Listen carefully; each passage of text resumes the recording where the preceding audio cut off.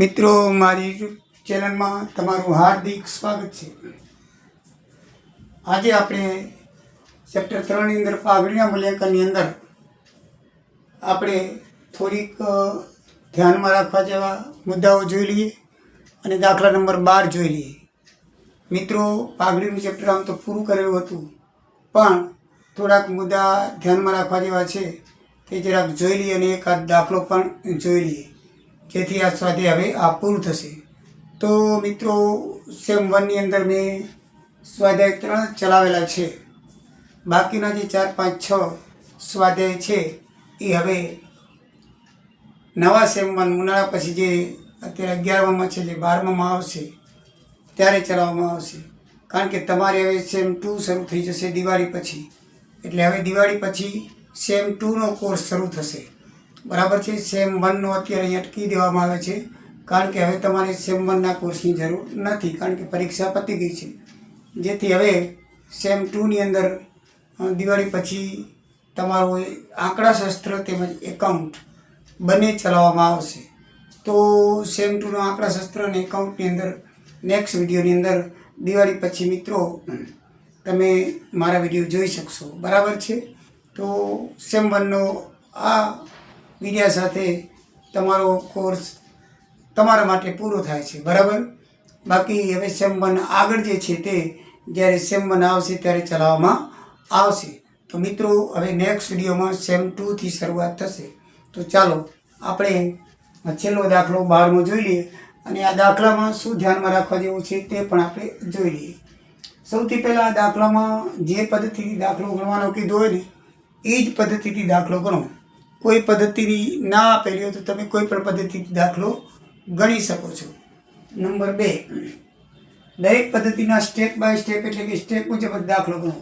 આ પ્રમાણે સ્ટેપ છે કે પહેલું સ્ટેપ રોકાયેલી મૂડી, તો પહેલું સ્ટેપ ઈ જ આવવું જોઈએ।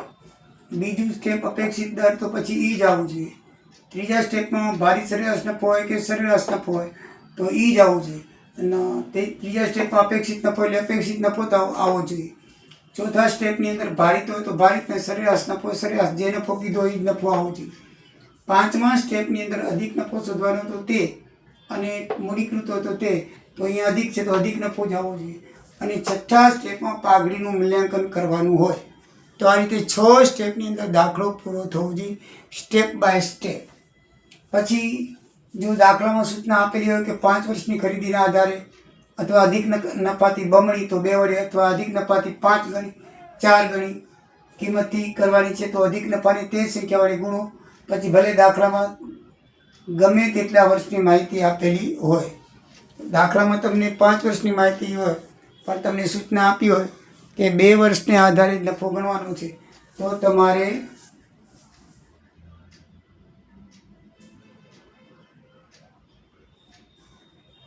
પછી તમારે 5 વડે નહીં ગુણવાનું, 2 વડે જ ગુણવાનું।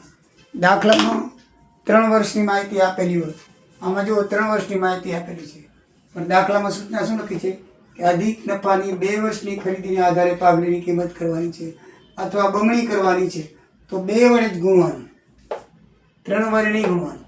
આ ખાસ બાબત ધ્યાનમાં રાખજો। એટલે આવી સૂચનાઓ આપેલી હશે કે 2 વર્ષની ખરીદીના આધારે અથવા 2 વર્ષના નફાના આધારે અથવા તો 2 વર્ષની ખરીદીના આધારે કે 3 વર્ષની ખરીદીના આધારે તમારે દાખલો ગણવાનો છે।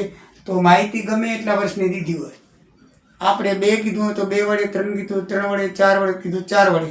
માનો કે માહિતી 3 વર્ષની જ આપીને આપણે એમ કીધું હોય કે 4 વર્ષની ખરીદીના આધારે ગણવાનું છે, તો આપણે અહીંયા 4 વડે જ ગુણવાનું, ભલે 3 વર્ષની આપેલી હોય। એ ખાસ ધ્યાનમાં રાખવાનું, બરાબર છે। એ બરાબર ધ્યાનમાં રાખજો।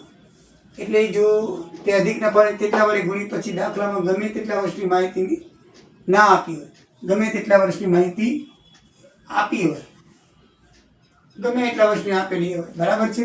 3 વર્ષની આપી તે ભલે 4 વર્ષની, પણ આપણે તો જે સૂચના છે એ પ્રમાણે કરવાનું હોય। આ તો થઈ ગયું। પછી મૂડીકૃત પદ્ધતિમાં સ્ટેપ નંબર 4, સ્ટેપ નંબર 4માં કયા નફાના આધારે ગણતરી કરવાની તે ખાસ ધ્યાનમાં રાખવું। ઘણી વખત ભારિત સરેરાશ નફો અથવા સરેરાશ નફો વગેરે ખાસ જોઈ લેવું અને તે જ નફાની ગણતરી કરી મૂડીકૃત પદ્ધતિથી પાઘડીની ગણતરી કરવી। ઘણી વખત શું છે, મૂડીકૃતમાં એવી સૂચના આપવામાં આવે છે કે ભાઈ ભારિત સરેરાશ નફાની આધારે નફો મૂડીકૃત કરવાનો છે, તો અહીંયા ભારિત સરેરાશ નફો શોધો. બરાબર છે. ગણિત કહે છે કે સરેરાશ નફાને આધારે મૂડીકૃત કરવાનું છે. તો અહીંયા સરેરાશ નફો શોધવો એટલે કયો નફો છે એ મૂડીકૃત તો બરાબર છે, પણ નફો કયો લેવાનો છે તો એ પ્રમાણે તમારે એ નફો રાખી અને દાખલો ગણવાનો છે. તો બસ મિત્રો આટલી ધ્યાનમાં વસ્તુ રાખવાની છે. બાકી ખાસ આ પ્રકારમાં કાંઈ છે નહીં, એકદમ ઇઝી સરળ છે.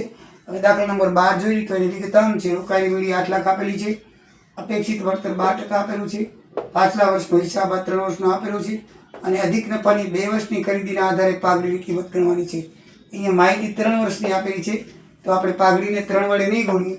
2 વર્ષનું કીધું છે માટે 2 જ વર્ષની, જેટલા વર્ષની કીધું એટલા વર્ષની આપણે ગુણવાની છે.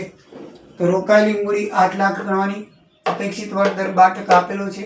હવે અપેક્ષિત નફો શોધવો હોય તો રોકાયેલી મૂડીને 12% વડે ગુણી નાખો એટલે 96,000 આવશે. ચોથો સ્ટેપ છે સરેરાશ નફો. તો દાખલામાં સરેરાશની રકમ આપેલી છે એ જ લખી ત્રણેયનું ટોટલ મારીને 3 વડે ભાગી નાખી તો 1,20,000 રૂપિયા આવે છે. અધિક નફો શોધવો હોય તો સરેરાશ નફામાંથી આપણે આ જે છે 96,000 અપેક્ષિત નફો બાદ કરો એટલે 24,000 અધિક નફો આવી જશે. બસ મિત્રો, પાઘડીનું મૂલ્યાંકન શોધવું હોય અધિક નફાને કોઈ સૂચના ના આપેલી હોય તો 3 વર્ષે ગુણવું પડે, પણ અહીંયા સૂચના આપેલી છે કે 2 વર્ષની આધારિત તો ભૂલથી 3 વડે ગુણી ન નાખતા 2 જ વડે ગુણવાનું અને 2 વડે ગુણીને જે જવાબ આવે 48,000 એ જ પાઘડીની કિંમત થશે. તમે સૂચના ન વાંચ્યો અને ભૂલથી તમને એમ થાય કે 3 વર્ષની માહિતી છે માટે 3 વડે ગુણી નાખો તો જવાબ ખોટો પડશે, માર્ક કપાઈ જશે. તો મિત્રો આટલી વસ્તુ ધ્યાનમાં રાખવાની છે. હવે નેક્સ્ટ વિડીયો સેકન્ડ ટર્મનો હશે, એ બરાબર ધ્યાન રાખજો. અને આંકડાશાસ્ત્ર અને એકાઉન્ટ બંને ચલાવવામાં આવશે. તો મિત્રો ખાસ મારો વિડીયો દિવાળી પછી જોજો. બધાને દિવાળીના હેપી ન્યૂ યર અને નવા વર્ષના પણ અભિનંદન, આશીર્વાદ જે માનો તે. જય દ્વારિકાધીશ, જય સિયારામ.